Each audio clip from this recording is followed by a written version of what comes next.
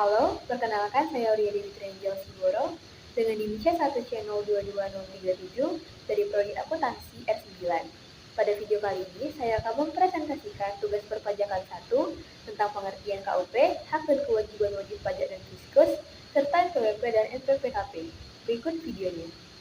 Pokok pembahasan dari video ini adalah yang pertama, KUP, pokok pembahasan yang kedua adalah hak dan kewajiban wajib pajak dan fiskus, dan pokok pembahasan yang ketiga adalah NPWP dan NPPKP. Pada pokok pembahasan KUP akan dibahas pengertian KUP dan beberapa istilah-istilah baku dalam KUP. KUP sendiri adalah singkatan dari Ketentuan Umum dan Tata Cara Perpajakan. Dasar hukum dari Ketentuan Umum dan Tata Cara Perpajakan adalah Undang-Undang Nomor 6 Tahun 1983 sebagaimana telah diubah dengan Undang-Undang Nomor 7 Tahun 2021 tentang perubahan ke-6 atas Undang-Undang Nomor 6 Tahun 1983 tentang Ketentuan Umum dan Tata Cara Perpajakan. Beberapa istilah-istilah baku yang akan dijumpai dalam KUP antara lain adalah sebagai berikut. Yang pertama adalah wajib pajak.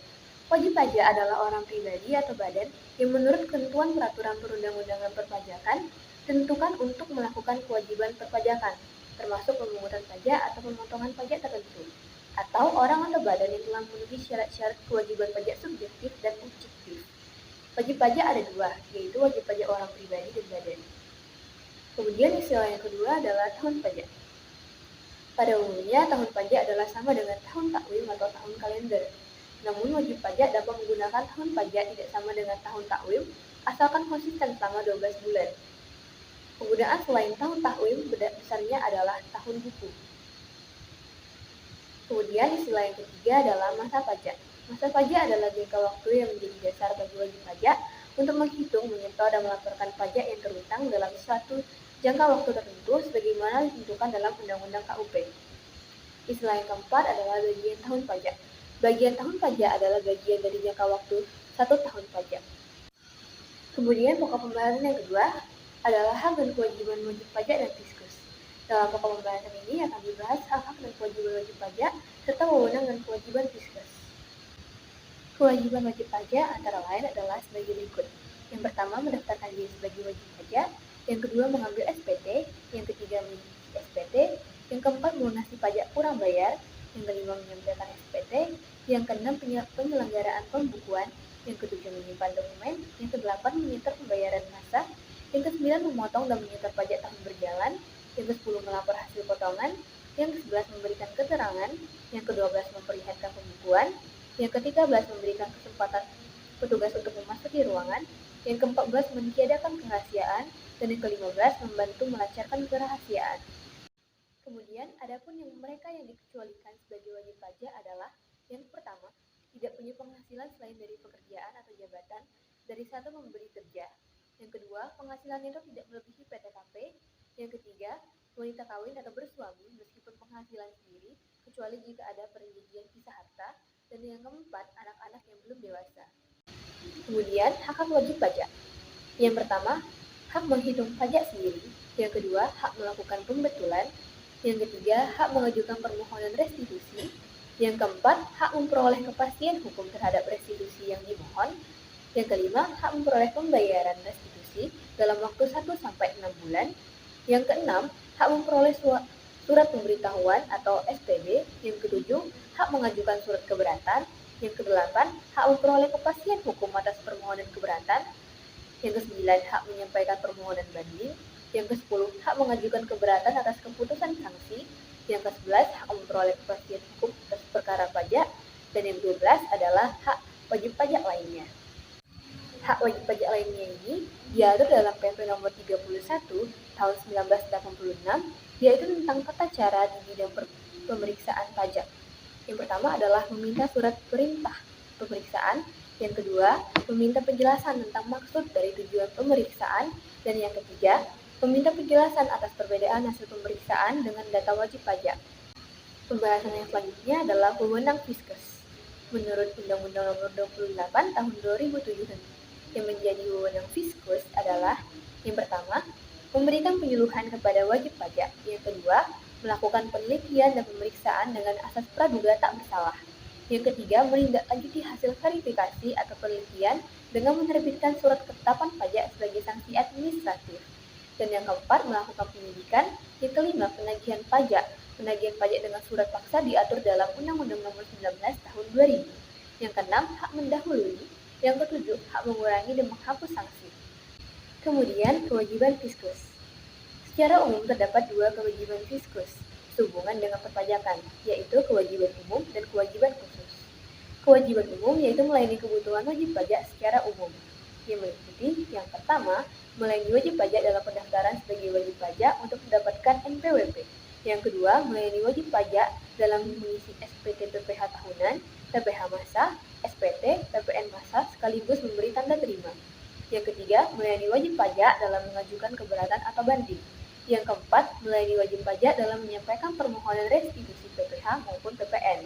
Yang kelima, melayani wajib pajak dalam mengajukan kompensasi. Yang keenam, melayani wajib pajak dalam mengajukan permohonan cicilan atas tunggakan. Yang ketujuh, melayani wajib pajak dalam mengajukan pembetulan atas SPT yang telah disampaikan. Dan yang kedelapan, kewajiban menerbitkan surat-surat keputusan.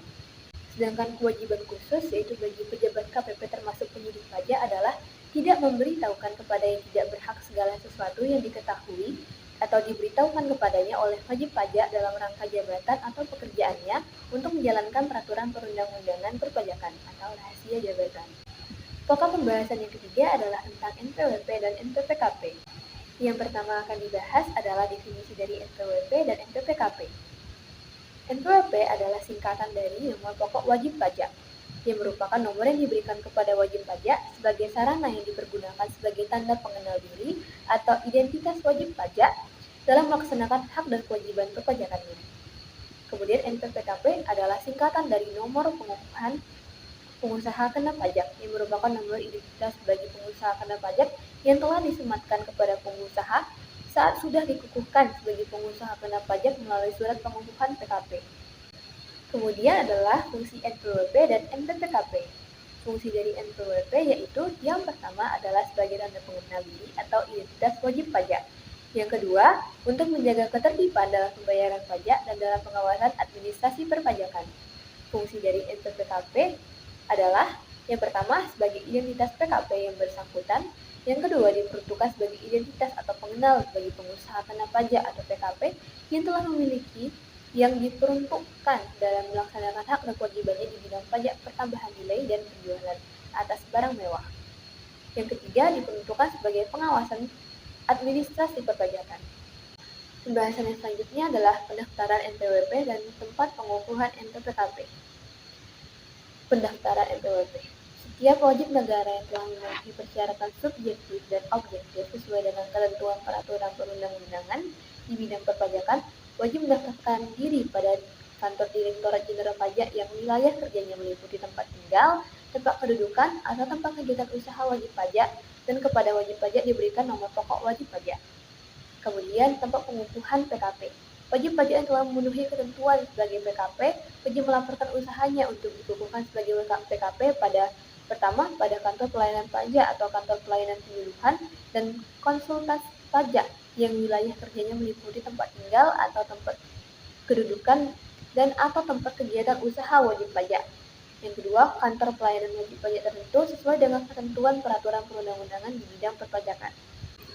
Pembahasan selanjutnya adalah tentang sanksi NPWP dan NPPKP. Sanksi yang terdapat dalam NPWP adalah sanksi mengenai kesengajaan tidak mendaftarkan diri, yang kemudian adalah percobaan untuk tindak pidana penyalahgunaan atau penggunaan tanpa hak nomor pokok wajib pajak dalam rangka mengajukan permohonan restitusi atau melakukan kompensasi pajak atau pengkreditan pajak. Pembahasan yang selanjutnya adalah tentang hapusnya NPWP dan pencabutan NPPKP. Penghapusan NPWP adalah tindakan menghapus NPWP dari administrasi kantor pelayanan pajak dilakukan oleh Direktur Jenderal Pajak apabila yang pertama, wajib pajak sudah tidak memenuhi persyaratan subjektif dan atau objektif sesuai dengan ketentuan peraturan perundang-undangan perpajakan. Yang kedua, wajib pajak badan dalam rangka likuidasi atau pembubaran karena penghentian atau penggabungan usaha. Yang ketiga, wanita yang sebelumnya telah memiliki NPWP dan menikah tanpa membuat perjanjian pemisahan harta dan penghasilan. Yang keempat, wajib pajak bentuk usaha tetap menghentikan kegiatan usahanya di Indonesia. Yang kelima, dianggap perlu oleh Direktur Jenderal Pajak untuk menghapuskan nomor pokok wajib pajak dari wajib pajak yang sudah tidak memenuhi persyaratan subjektif dan atau objektif sesuai dengan ketentuan peraturan perundang-undangan di bidang perpajakan. Kemudian tentang cabutan NPWP.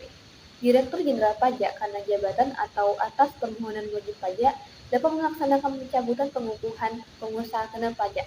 Pencabutan pengukuhan pengusaha kena pajak dapat dilakukan dalam hal yang pertama, PKP pindah alamat ke wilayah kantor pajak pelayanan pajak lain.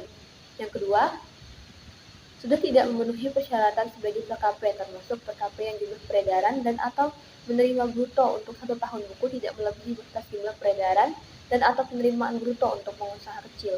Yang ketiga, PKP telah dipusatkan tempat terutangnya pajak bertambah nilai di tempat lain. Yang keempat, PKP menyalahgunakan pengukuhan PKP. Sekian video dari saya, mohon maaf bila ada kesalahan. Terima kasih.